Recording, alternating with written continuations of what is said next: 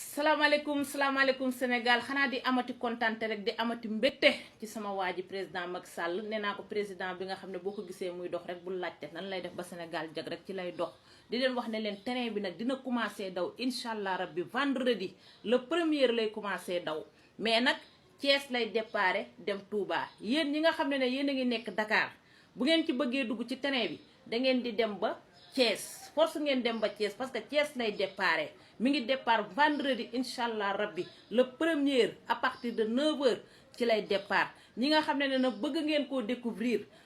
te neex na nag ndax première classe bi 7000 francs ngay fay deuxième classe bi 4000 climatisé ba Touba Mbacké waaye sama waa ji nee naa leen ku ko mën la ak ku koy jéem yéen xam ngeen ne président Macky Sall